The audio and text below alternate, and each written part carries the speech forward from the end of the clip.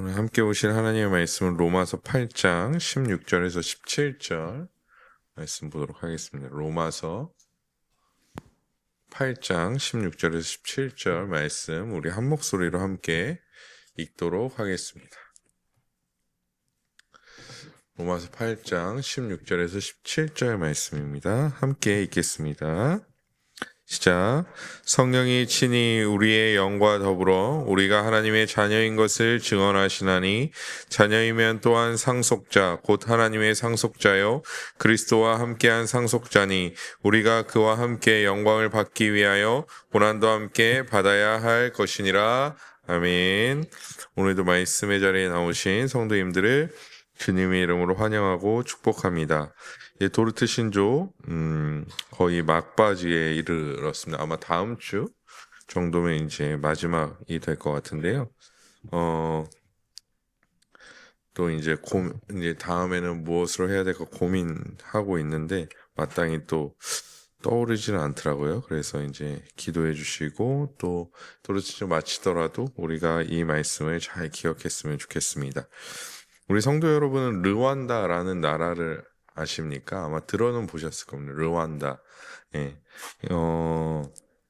이 르완다는 우리가 르완다 하면 생각나는 거는 그냥 아프리카에 있다. 저는 이제 그 정도 알고 있었습니다. 그냥 아프리카에 있다 정도였습니다. 근데 이제 찾아보니까 탄자니아, 우간다, 부룬디 이런 나라에 둘러싸여져 있고요. 이제 내륙에 있습니다. 그리고 그 면적이 우리나라 경상도 정도 된다고 하더라고요. 우리나라 경상도 정도, 이제 경상 남북도를 합친 정도고 거기에 이제 1,300만 명 정도의 이제 국민들이 르완다에 살고 있습니다. 르완다는 사실 1964년까지 벨기에라는 나라가 지배하고 있었고요. 사실 르완다 하면 가장 먼저 이제 떠오르는 단어가 저도 이제 들었었던 이제 머릿속에 있었던 단어인데 르완다 내전 혹은 르완다 학살 이런 단어들이 떠오릅니다. 이 사건을 좀 찾아보니까요. 1994년 4월부터 7월까지 3개월 동안 몇 명이 죽었냐면 100만 명이 죽는 그런 일이 르완다에서 있었습니다. 이 일이 왜 발생됐냐면 특별히 이제 그 르완다 안에는 후투족이라는 사람들과 투치족이라는 사람들, 이제 두 부족의 사람들이 대부분 많이 이제 살았는데요. 특별히 이제 후투족 사람들이 대부분을 이뤘고 투치족 사람들이 소수였습니다. 근데 이 투치족 사람들이 약간 유럽 사람들이랑 닮았대요. 그래서 이 지배하던 벨기에 사람들이 주요 요직이나 이런 데에 계속 대다수인 이제 후투족 사람들을 쓰는 게 아니라 투치족 사람들을 계속 등용하는 겁니다. 거기에 대한 불만이 이만큼 있었는데 벨기에의 손에서 벗어나고 나서 이제 1994년에 어떤 일이 발생하냐면 후투족 출신의 대통령이 타고 있던 비행기가 요격을 당합니다. 그래서 이제 죽죠. 대통령이. 그러니까 이 르완다 후투족 사람들이 이거는 무조건 투치족 사람들이 벌인 일이다 해서 그때부터 사람들을 죽이기 시작합니다. 그때부터 사람들을 죽이기 시작해서 3개월 동안 100만 명이 죽게 되는데요. 그러니까 투치족도 가만히 못 있겠죠? 그러니까 서로 막 죽이는 거예요. 근데 이제 우리나라도 보면 이제 우리나라 같은 경우에는 이제 남북 간의 갈등 또 6.25 전쟁은 대부분 군인들이 앞장서서 싸웠다면 이 르완다의 이 부족 간의 전투는 국민들이 싸웠다라는 것입니다. 어떤 일이 발생했냐면 후투족 남편과 투치족 그 아내가 있으면 어제까지는 행복하게 같이 밥 해먹고 살다가 오늘 후투족 남편이 투치족 아내를 죽이려고 하는 것. 실제로 어떤 글이 있었냐면 나에게 항상 웃던 아저씨가 오늘은 나를 죽이려고 달려들었다라고 기록하는 기록도 있었습니다. 사실 이 르완다에서는 또 지금 온 세계의 역사에서 국민과 국민이 칼을 들고 싸운 사건으로는 유례가 없는 학살이었습니다. 그래서 르완다는 그 이후에, 이 사건 이후에 사실 최빈곤층의 삶을 살아갈 수밖에 없었죠. 그러면 지금의 르완다는 어떨까요? 지금의 르완다. 우리가 아프리카 하면 막연하게 그냥 힘들다, 못 살 것이다 라고 생각하는데요. 최근 영국 BBC의 조사에 의하면 여성이 혼자 가기 가장 안전한 나라를 꼽아 여행하기 가장 안전한 나라를 이제 조사했는데요. 르완다가 몇 위였을까요? 르완다가 2위였습니다. 2위. 르완다가 2위로 가장 안전한 나라. 우리나라는 우선 10위권 밖에 있고요. 예, 제가 알기로는 한 30위권? 요 정도 된다고 하더라고요. 그러니까 르완다는 그만큼 지금 치안이 굉장히 좋아졌다라는 것입니다. 그래서 르완다의 최근 별명이 뭐냐면 아프리카의 싱가포르이라고 합니다. 아프리카의 싱가포르. 최근에는 IT 사업을 육성하기 위하여 인재들을 계속 키우고 있고 다양한 해외 기업을 유치하고 있습니다. 또한 정기 보급률이 1994년 그때 이런 대학살이 일어날 때는 르완다 전국의 정기 보급률이 5%였는데 지금은 정기 보급률이 75%까지 올라왔다라고 합니다. 물론 지금도 빈곤층들이 있고 그들이 이제 르완다를 여행한 사람들의 영상에 보면 아직도 이제 빈곤층 아이들이 국어를 하거나 도움을 달라고 요청하기도 합니다. 하지만 이 정도로 비약적인 발전을 르완다가 할 수 있었던 결정적인 계기는 뭐냐면 폴 카가메라는 르완다 대통령이 부임하면서부터 이런 비약적인 발전을 이루었다라는 것입니다. 그는 2000년 4월에 르완다 대통령으로 취임합니다. 그는 또한 투치족 출신이죠. 그래서 이 부족 간의 갈등을 어떻게 해결하냐면 용서로 해결합니다. 용서. 그래서 동네마다 법정을 열고 당신이 이 사람을 용서할 것인지 아니면 벌 주길 원하는 것인지를 결정하라는 것이죠. 그래서 용서한다면 용서로서 마치는 것이고 벌 주기 원한다면 거기에 대한 마땅한 형벌을 받음으로써 용서하기를 권했다라는 것입니다. 그래서 지금 그렇게 나눠져 있었던 나라가 지금은 하나 돼서 잘 성장하고 있다라는 것이죠. 그런데 르완다 폴 카가메 대통령은 몇 년 동안 통치를 하고 있냐면 25년 동안 통치를 하고 있다고 합니다. 자, 생각해 보십시오. 25년 동안 혼자 통치했다. 라고 하면 우리 마음 가운데 어떤 생각이 들까요? 독재다. 이건 독재다라는 생각밖에 들지 않습니다. 그런데 2015년에 이 사람이 이제 하고 또 재선을 하고 2015년에 이 사람이 이제 물러나려고 했는데 국민들이 들고 일어났습니다. 안 된다.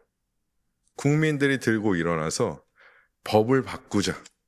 무슨 법을 바꾸냐면 대통령 더할 수 있도록 국민들이 법을 바꾸자고 일어나서 98%의 지지로 98%의 찬성으로 법이 바뀌어서 이분이 계속 대통령을 할 수 있었고 최근 2024년에 다시 한번 대통령 선거 투표를 했는데 정말로 말도 안 되는 99%의 지지율로 당선이 됐다라고 합니다. 그가 그럴 수 있는 것은 청렴 결백하고 돈이나 권력이나 성적인 스캔들이 지금까지 단 한 번도 없었다라는 것입니다. 그의 생각에는 르완다를 어떻게 하면 발전시킬 것인가, 어떻게 하면 이 르완다를 아프리카의 정말 싱가포르처럼 발전시킬까만의 생각밖에 없었다라는 것이죠. 그에게 권력이 주어졌지만 그는 그 권력을 자신의 부와 명예를 채우는 것으로 사용하지 않고 그 자신의 조국인 르완다를 어떻게 성장시킬 것인가에만 집중해 왔다라는 것입니다. 물론 저는 이 사람의 이런 면은 존경하지만 사실 그렇게 마음에 들지 않는 것은 무엇이냐면 개신교를 탄압한다라는 그런 말이 계속 이 사람에게는 꼬리표처럼 좀 따라옵니다. 왜냐하면 제 생각입니다. 이건 제 생각이 아닌데 이 폴 카가메 대통령이 완벽한 좀 르완다를 꿈꾸는 것 같아요. 그래서 미인가 교회나 신학을 하지 않은, 이제 사실 선교지에서는 그럴 수 있거든요. 신학을 하지 않은 자들이 교회를 세워서 이렇게 할 수 있는데 그런 모든 것들을 폐쇄합니다. 그래서 지금까지 한 만여 개 교회가 폐쇄되는 그런 일들이 있었기 때문에 사실 이것을 어떤 방식으로 보더라도 이것은 좀 개신교에 대한 탄압의 비중이 좀 실린다. 그래서 저는 개인적으로 좀 좋아하지 않고, 또 이 사람은 이제 카톨릭 신자이기 때문에, 혹 한쪽에서는 카톨릭이기 때문에 개신교를 탄압하는 거 아니냐, 이런 얘기가 있긴 합니다. 하지만 그런 것들을 차치하고 이 사람은 권력을 잡았지만 다른 어떠한 권력가들과는 다르게 무엇을 생각했습니까? 나라를 생각했다라는 것입니다. 권력을 누가 지느냐에 따라서 사실 르완다 같은 성장을 보일 수도 있고요. 우리가 가장 부정적인, 권력을 잡았지만 가장 부정적이게 그것을 사용하는 데가 어디입니까? 저 북한이죠. 예, 북한. 3대 세습을 하며 살아가는 저 북한의 김정은과 같이, 김씨 부자들과 같이 그렇게 살 수 있다라는 것이죠. 북한은 옛날에 제가 이제 듣기로는 이제 전쟁 이후에는 우리나라보다 이제 남한보다 북한이 더 잘 살았다라고 하더라고요. 그런데 최근에 이제 이런 북한을 연구하시는 분들의 얘기를 들어보면 이 핵을 유지하는데 굉장히 많은 돈이 들어간다고 합니다. 그래서 이 북한에서 벌어들이는 모든 외화를 이 핵 유지하는 데 쓰고 그 나머지 돈을 김정은과 거기에 이제 빌붙어 사는 사람들이 쓰고 있기 때문에 북한의 국민들은 굶어 죽게 되는 것이죠. 똑같은 권력이지만 누가 이것을 어떻게 사용하느냐에 따라서 나라의 명운이 달라졌다라는 것입니다. 제가 왜 설교 서두에 이렇게 길게, 좀 이례적으로 길게 이런 외적인 얘기를 나누었는가 하면, 오늘 우리가 다룰 도르트 신조의 이 주제가 견인의 확신의 문제인데요. 지난주에 배웠던 견인의 확신의 문제인데, 혹자들이 이 신자들이 이 견인의 확신을 갖게 되었을 때, 즉 구원의 확신을 갖게 되었을 때, 그것을 가지게 되었을 때 이 인간들은 도덕적으로 나태해질 것이다라고 말하고 있기 때문입니다. 즉 하나님을 향한 열심을 삭제시킨다라고 말하는 것이죠. 구원의 확신이 이제 권력은 아니지만요. 구원의 확신이 인간들에게 주어졌을 때 인간들은 그것을 좋은 것으로 사용하지 않을 것이고 오히려 그것을 나태함에 사용할 것이다 라고 말합니다. 그래서 몇 번 말씀드린 적이 있지만 견인의 확신의 배경이 되는 예정교리 같은 경우는 이 예정교리를 반대하는 자들에게 지옥에 가는 교리 혹은 신자들을 나태하게 만드는 교리라는 비난을 계속해서 받기도 합니다. 사실 1차원적으로 생각하면 그것이 맞을 수도 있습니다. 우리에게 천국이 보장되어 있고 심지어 하나님께서 우리를 그 나라까지 안전하게 인도하신다라고 말한다면 사실 우리는 그 길에서 나태해지거나 어차피 구원받는데 내가 왜 신앙생활을 열심히 해야 하느냐의 문제에 놓일 수 있다라는 것이죠. 즉 우리에게 막 어마어마한 부가 있다라고 생각해 봅시다. 그러니까 평생 쓰고 남아도 다 못 쓰는 그런 부를 실제로 가진 사람들이 있지 않습니까? 그런 부를 가졌다라고 생각해 봅시다. 그러면 열심히 막 야근하고 무언가 열심히 하기가 사실은 쉽지 않을 거예요. 내 통장에는 수백억, 수천억이 있는데 내가 몇백만 원 벌려고 혹은 조금의 돈을 벌려고 내가 야근해 가면서 막 상사의 잔소리를 들어가면서 내가 직장에서 이걸 있어야 하냐? 아, 됐다. 나는 저기 해외 가서 그냥 편안하게 내가 살련다 하고 살 수 있겠죠. 그런데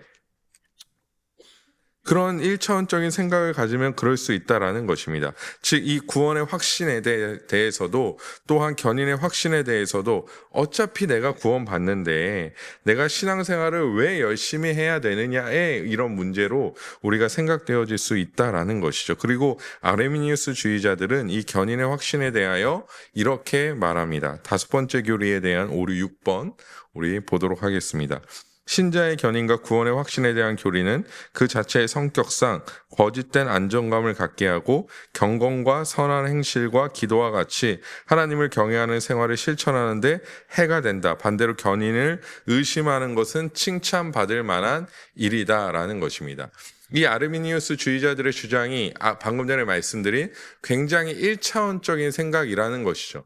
우리가 확신을 갖게 됐을 때 그들의 생각에는 일반적인 사람들이 그런 형태와 행태를 가지듯 신앙생활을 열심히 하지 않을 것이다 라고 말한다라는 것입니다. 거짓된 안정감 가운데, 즉 어차피 내가 구원받는데, 어차피 내가 이번에 죄를 져도 어차피 구원받고 이따가 나중에 회개하면 되는데, 내가 경건과 선한 행실, 또 기도와 같은 거, 하나님 뜻대로 살아가는 것을 굳이 가질 필요가 있는가라는 것에 가질 필요가 있는가라고 생각한다라는 것이죠.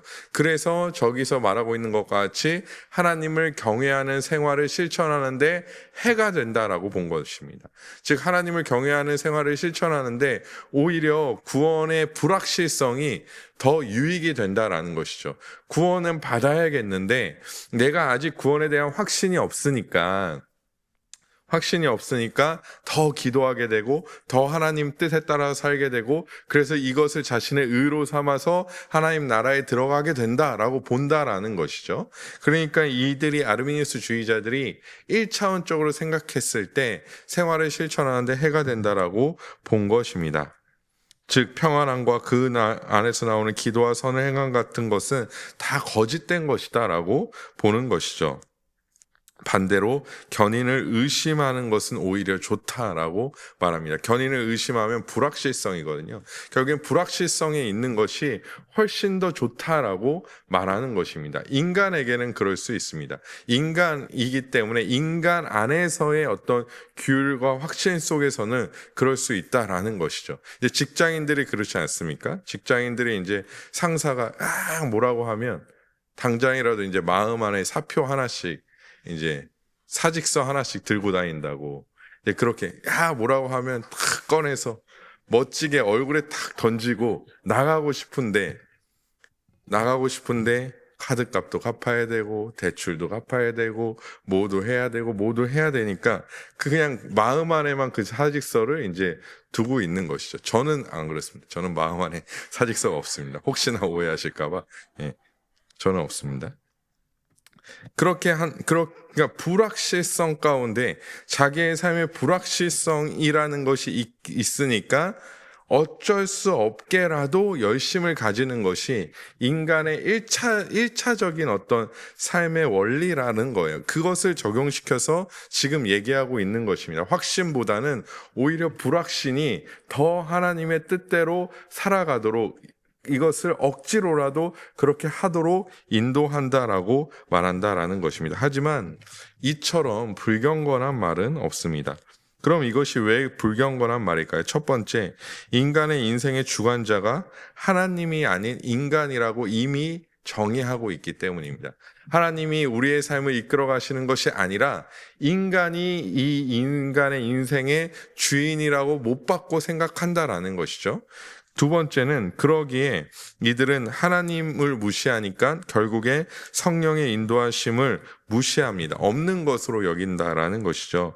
그럼 도대체 이들의 주장에 따르면 도대체 성부와 성자로부터 나온 성령은 왜 존재해야 하는가의 문제가 사실 걸리게 된다라는 것입니다. 하지만 신자는 성령을 따라 살아갑니다. 갈라디아서 5장 16절의 말씀을 보시면요. 내가 이르노니 너희는 성령을 따라 행하라. 그리하면 육체의 욕심을 이루지 아니하리라. 아멘.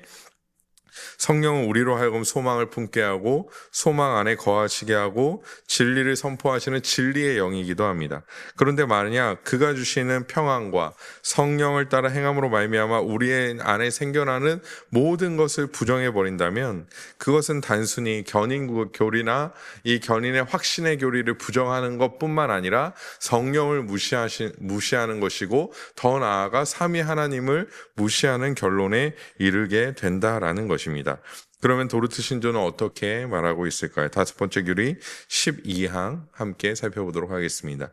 그러나 견인의 그러한 확실성은 참된 신자로들로 하여금 자만하게 하여 안주하게 만들지 않고 오히려 겸손함과 어린아이와 같은 공경심, 참된 경건함과 삶의 온갖 시름 가운데서 인내하는 것, 간절한 기도, 한결같이 십자가를 지고 진리를 고백하며 나아가는 일, 하나님 안에서 언제나 누리는 기쁨의 진정한 근원이 됩니다. 더 나아가 이러한 유익들을 깊이 생각하는 것은 그들로 하여금 감사한 마음으로 착한 일을 더욱 진지하고도 지속적으로 행하도록 격려합니다. 이것은 성경의 증언과 성도들의 모범을 볼 때 분명합니다. 아멘. 이 확신은 절대 우리를 나태하게 만들거나 거짓된 무언가에 노출하지 않는다라고 명확하게 말합니다. 오히려 회개하게 하며 하나님의 뜻에 돌이켜 하나님의 뜻대로 살게 만들어준다라는 것이죠. 그래서 더욱 하나님을 바라보게 하고 의지하게 하고 기도하게 하고 더 경건하게 살고자 하는 거룩한 욕망 가운데 성도를 인도한다라는 것입니다. 말씀을 따라 행하길 소망하며 성령을 따라 행하길 소망한다라는 것이죠. 이러한 경건은 결국에 어디 속에서 견인의 확신 속에서 생겨난다라고 말씀하고 있는 것입니다. 만약 신자의 마음속에 아르미니우스 주의자들의 주장과 같은 마음들, 즉 죄를 가까이 하지만 나는 어차피 구원받으니까 괜찮아, 이번이 아니라 다음에 회개하면 되겠지라는 마음은 절대 하나님께서 주시는 마음이 아니라는 것이죠. 그것은 악한 영이 주는 마음이고 나태한 우리가 하는 말일 뿐이라는 것입니다. 혹여나 지금 우리가 그런 마음을 품고 있다면 우리는 빠르게 회개의 자리로 나아가야 합니다. 평안도 마찬가지입니다. 우리가 가지는 평안은 이런 평안이어서는 안 된다라는 것이죠. 어차피 나는 구원받았으니까 내가 죄를 지어도 이 정도까지 죄를 지어도 괜찮겠지라는 마음을 가진다면 그것은 가짜 평안이기 때문에 빠른 회개가 필요합니다. 하지만 참된 신자는 이런 거짓된 것에 아르미니우스 주의자들이 착각하고 있는 이런 거짓된 평안을 갖지 않는다라는 것이죠. 참된 신자는 죄 가운데 회개하고 하나님 안에서 살기를 소망하며 그 안에서 참된 기쁨과 그 안에서 참된 평안을 누리는 것을 기뻐하고 즐거워한다라는 것입니다. 하나님을 의지하는 것을 감사해하며 죄 가운데 돌이키는 것을 당연하게 여기고 하나님께서 나에게 끊임없는 은혜를 베풀어 주시기를 소망한다라는 것이죠. 만약에 이 모든 것이 잘못됐다라고 얘기하는 것은 하나님과 인간을 너무 자신들의 생각대로 본 것이라는 것입니다. 오늘 본문을 다시 한번 보시기 바랍니다. 읽지는 않을 것입니다. 성령이 우리의 영과 더불어 하나님의 자녀인 것을 증언한다라고 말씀합니다.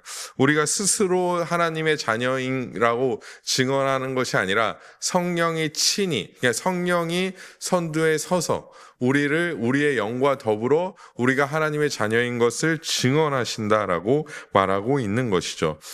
그렇기 때문에 이것이 성령 하나님께서 친히 우리 가운데 선포하시는 사실이기 때문에 우리가 이것을 의심할 필요가 없다라는 것입니다.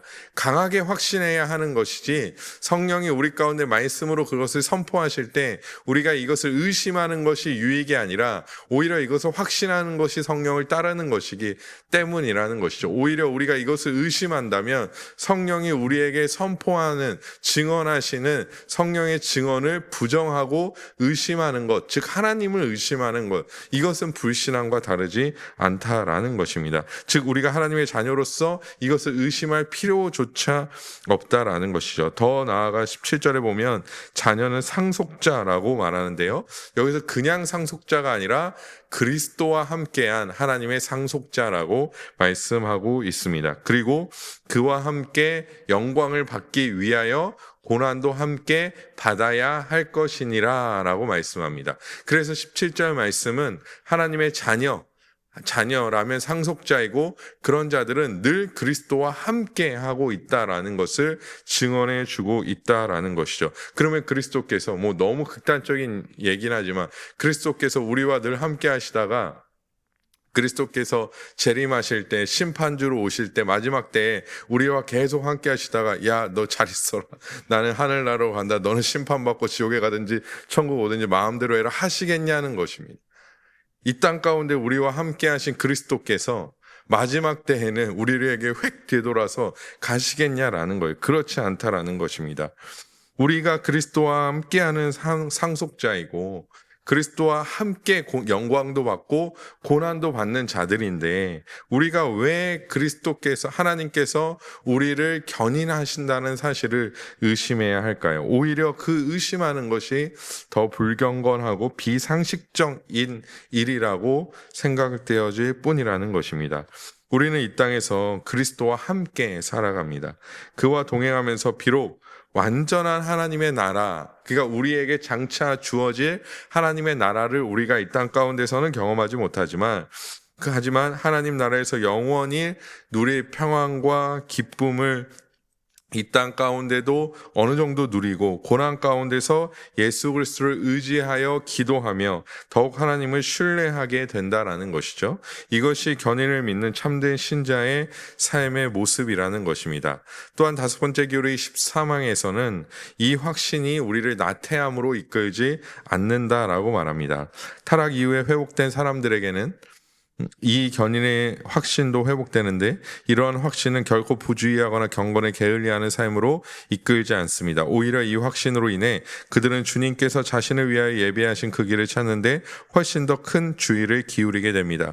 그 길을 걸어감으로써 그들은 견인의 확신을 계속 굳게 붙들게 될 것입니다. 그때의 자비로우신 하나님께서 그 얼굴을 그들에게 다시 돌리시는 일은 없을 것입니다. 만일 그들이 하나님의 아버지와도 같은 선하심을 남용하면 그분은 얼굴을 가리실 것이고 그 결과로 그들은 훨씬 더 큰 영혼의 고통에 떨어질 것입니다. 참으로 하나님을 경외하는 사람에게는 하나님의 얼굴을 뵙는 것이 생명보다 더 달콤하지만 그 얼굴을 가리시는 것은 죽음보다 더 씁니다. 무엇이라고 말하고 있습니까?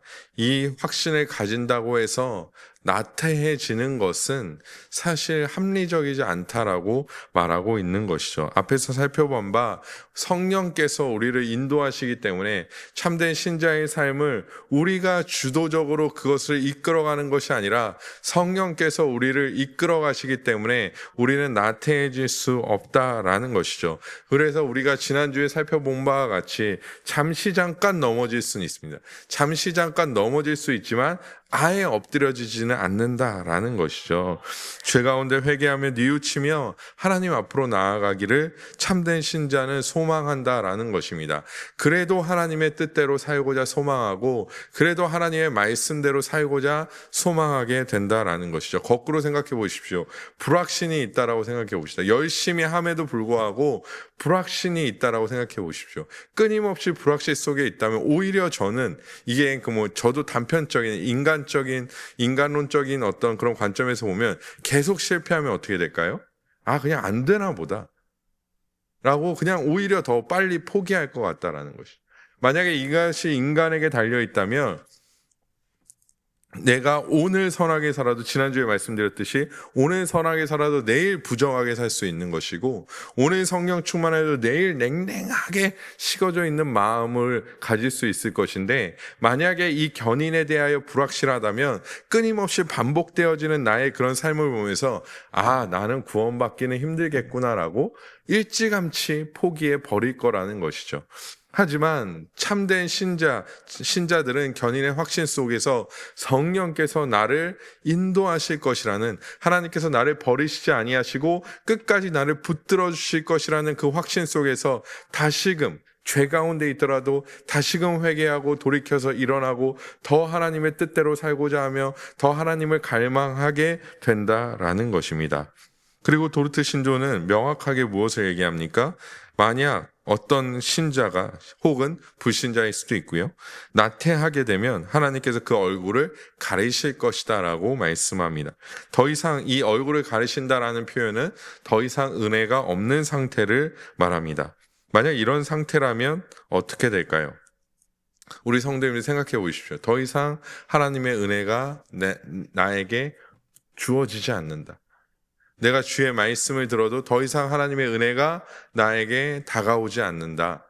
내가 기도를 해도 하나님의 은혜가 나에게 다가오지 않는다. 라고 한다면 불신자들은 그런가 보다 하고 그냥 종교 생활을 이어가겠죠. 하지만 참된 신자라면 이것은 비상사태일 것입니다. 하나님의 은혜가 없구나. 하면서 끊임없이 그 하나님의 은혜를 엎드려 구하게 될 것입니다. 오히려 그것이 더 큰 일로, 나의 삶의 어떤 일보다 더 큰 일로 다가오게 된다라는 것이죠. 다윗을 생각해 보십시오. 밧세바를 취한 후 하나님께서 그를 나단 선지자를 통해 책망하시고 그를 징계하십니다.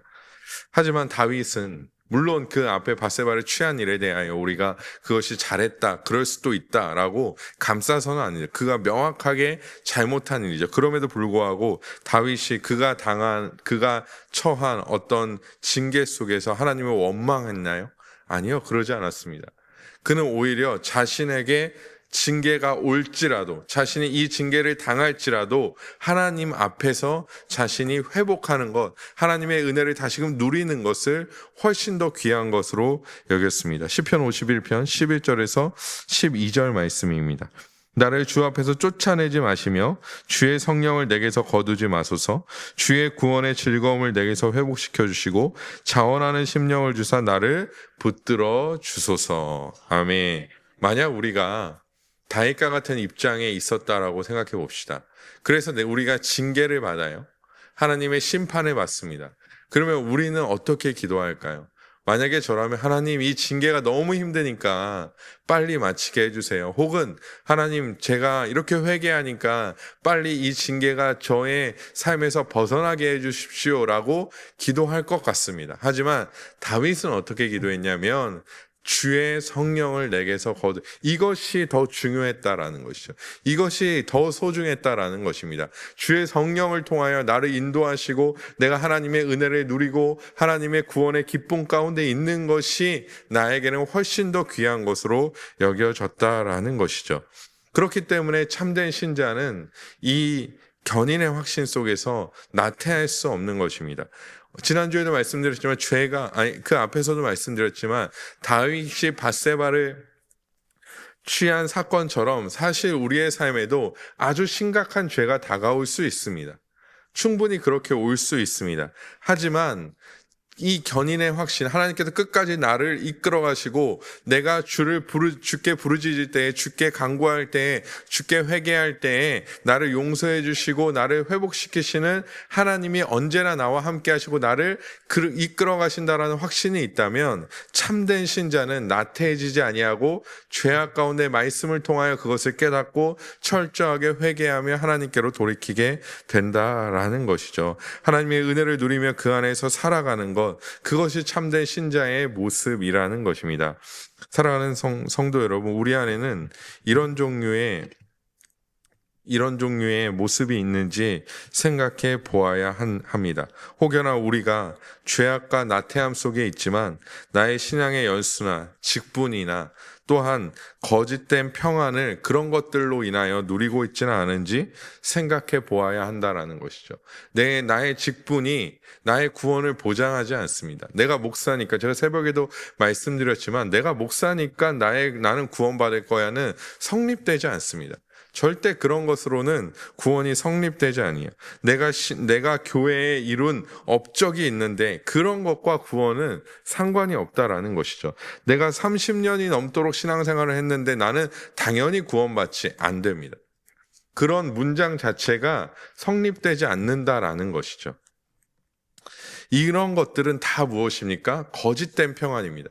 이것이 주는 평안은 거짓된 평안이라는 거예요. 내가 목사니까 나는 이 정도까지 죄를 져도 되겠지. 이 정도는 나태해도 되겠지. 내가 지금껏 교회에 몇십 년 동안 수고했는데 내가 지금은 나태해져도 되겠지.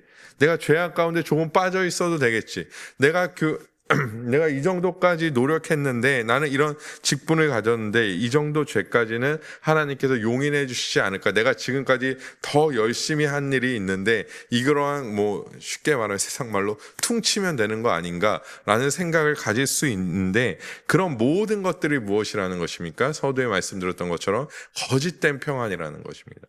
그러면 신자가 해야 될 일은 부지런히 이런 거짓된 평안이 내 안에 있는가 없는가를 살펴보아야 한다라는 것이죠. 우리의 평안은 오직 어디로부터 나옵니까? 우리에게 하나님 나라가 있다는 것과 그 하나님의 나라까지 우리를 하나님께서 견인해 가신다는 그 확신 속에 우리의 평안이 생기는 것이지, 우리의 어떠함 때문에 이 평안이 생기는 것이 아니라는 것입니다. 만약에 이런 거짓된 평안이 우리 안에 있다면 그 평안을 다 제거해 보십시오. 다 제거한다면 우리는 우리 안에 참된 나의 모습, 우리의 모습을 발견할 수 있을 것입니다. 성령께서 우리 안에 이런 거짓된 평안을 소멸해 주시기를 우리는 간절히 기도해야 합니다. 참된 신자는 절대 이러한 거짓된 평안을 누리지 않습니다. 하나님께 돌아가 그리스도의 함께함으로써의 평안을 누립니다. 그러므로 우리는 회개해야 하며 하나님께 돌이켜야 하며 하나님이 주시는 진짜 기쁨과 평안 안에서 살아가야 한다라는 것이죠. 마지막으로 우리가 잘 아는 말씀 하나를 살펴보도록 하겠습니다. 일명 탕자의 비유입니다. 탕자가 돌아오자, 아시죠? 성경에 탕자라는 말이 안 나옵니다. 그냥 우리나라에서 그렇게 부르는 겁니다. 성경에는 탕자라는 말이 안 나옵니다. 그냥 둘째 아들입니다. 둘째 아들. 근데 이제 그냥 탕자라고 우리가 부르죠. 예, 그냥 저도 탕자라고 하겠습니다. 탕자가 돌아오자 아버지가 잔치를 열어줘. 그 앞에 얘기는 뭐 드리지 않겠습니다. 탕자가 뭐 허랑방탕한 삶을 살다가 돌아오자 아버지는 혼내기는커녕 잔치를 막 열어주죠. 그때 큰 아들은 시기와 질투를 합니다. 왜냐하면 자신은 누구보다 아버지와 함께 노력해 왔기 때문이죠. 당연한 분노일 수 있습니다. 자기는 둘째 아들인 탕자처럼 아버지의 재산을 미리 땡겨받아서 놀지도 않았고 그냥 열심히 아버지와 함께 아버지의 농장을 가꾸고 아버지의 집을 가꾸고 가정을 세우고 이런 일에 최선을 다했는데 나를 위해서는 단 한 번도 거기에 대하여 어떤 잔치나 수고로운 어떤 그 대가를 주지 않아 놓고선 이 탕자가 돌아왔다라는 것으로 말미암아 이 탕자를 위하여 잔치를 열어주니 제가 보기에는 인간적인 면으로 보기에는 아주 합당한 분노였다라는 것입니다. 그리고 이렇게 얘기합니다. 누가복음 15장 30절 말씀인데요. 아버지의 살림을 창녀들과 함께 삼켜버린 이 아들, 둘째 아들이죠. 이 아들이 돌아오매 이를 위하여 살찐 송아지를 잡으셨나이다 라고 말하고 있습니다. 즉 이 말은 무엇입니까? 그냥 아버지 이렇게 아버지께서 하셨어요 라고 얘기하는 것이 아니라 아버지의 지금 이 행실이 잘못됐습니다. 아버지의 행실이 이렇게 하시면 안 되죠 라고 얘기하는 것입니다. 아버지가 잘못된 일을 하고 있다라고 생각했습니다. 그러자 아버지가 이렇게 대답합니다. 누가복음 15장 31절 32절 말씀입니다. 아버지가 이르되 예 너는 항상 나와 함께 있으니 내 것이 다 내 것이로다. 이 내 동생은 죽었다가 살아났으며 내가 잃었다가 얻었기로 우리가 즐거워하고 기뻐하는 것이 마땅하니라. 아멘. 중요한 건 무엇입니까? 너는 항상 나와 함께 있으니 내 것이 다 너의 것이다 라고 말씀했다라는 것이죠. 저는 이 본문을 읽다가 많이 울었던 기억이 있습니다.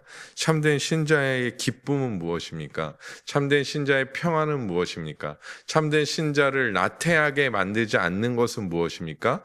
그것은 불확실성이 아닙니다. 불확실성이 참된 신자를 나태하지 않도록 만드는 것이 아니라 참된 신자의 참된 기쁨과 평안은 또한 그 열심은 아버지와 함께하고 있다라는 그 기쁨에서 발현된다라는 것이죠. 이 말씀을 들은 사람들은 누구냐면 바리새인들이었습니다.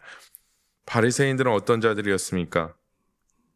바리새인들은 늘 자기를 자랑하는 자들이었습니다. 자신을 드러내는 데서 기쁨을 누렸던 자들이죠. 그것으로 자신의 삶을 채웠습니다. 그리고 자신들이 누구보다도 많은 율법을 알고 있고 저 세리나 죄인들보다 더 정직하게 산다라는 자부심으로 거짓된 평안을 누리는 자들이 바로 바리새인들이었다라는 것입니다. 즉 그들이 하나님 아버지와 함께하고 하나님의 말씀과 함께하고 그래서 오실 메시아를 갈망하고 그래서 메시아가 오셨을 때 그를 맞이하고 그를 찬양하고 그런 일에 앞장서야 했던 자들이 무엇으로요? 거짓된 평안으로 말미암아 구세주가 앞에 있음에도 불구하고 그를 알아보지 못했다라는 것입니다. 하지만 예수께서는 그런 평안과 기쁨이 아닌 예수 그리스도를 통하여 하나님과 함께함으로 누리는 참된 평강과 기쁨을 우리에게 말씀해 주고 있다라는 것입니다. 사랑하는 성도 여러분, 견인에 대한 확신, 이것을 통하여 우리는 나태해지지 않습니다. 견인에 대한 확신을 가진 자들은 오히려 부지런히 하나님의 뜻대로 살고자 합니다. 더욱더 기도하기 소망하고 더욱더 하나님의 말씀 앞에 나아가기 소망하고 더욱더 하나님을 알기에 소망한다라는 것입니다. 그렇기 때문에 절대 나태해지지 않는다라는 것이죠. 철저하게 하나님의 뜻대로 주의 말씀대로 살아가게 된다라는 것입니다. 이제 내일 수능이 있습니다. 내일 수능이 있죠. 예. 요즘에 제가 이제 잘 모르겠습니다. 고등부를 그만둔 지 너무 오래돼서 제가 한때는 또 고등부를 엄청 오랫동안 담당했었는데 그때는 막 다 꿰고 있었는데 요즘에는 수능이야. 수능, 그러니까 뉴스에서 수능이라고 말하니까 그런데요. 수능을 이제 요즘에는 뭐죠? 그거? 수시로 이제 많이 가기 때문에 수능의 어떤 중요성이 그렇게 많지 않지만 예전에 저 때만 해도 죄송합니다. 저 때만 해도 수능밖에 없었어요. 수능밖에 없었습니다. 그냥 수시로 한 반에서 가는 애들이 한 명? 한 명 이렇게 갔어요. 예, 그 정도 이제 막 수시라는 그게 막 생겨났을 때. 근데 제가 지금 생각해 보면 수능이 다가올수록 더 열심히 공부하는 애들은 누굴까요? 반에서 1, 2등 하는 애들입니다. 예. 반에서 1, 2등 하는 애들은요, 수능이 다가올수록 더 열심히 합니다. 왜냐하면 지금 몇 점 만점이죠? 400점인가요? 예. 그러니까 저 때는 400점이었거든요. 왜냐하면 400점 만점 받아야 되니까. 나는 서울대 법대에 들어가야 되니까. 엄청 열심히 공부합니다. 근데 저를 비롯한 이제 나머지 친구들은 수능이다 이제 이르고 있어요. 야 수능이다 기도하자. 기도하자.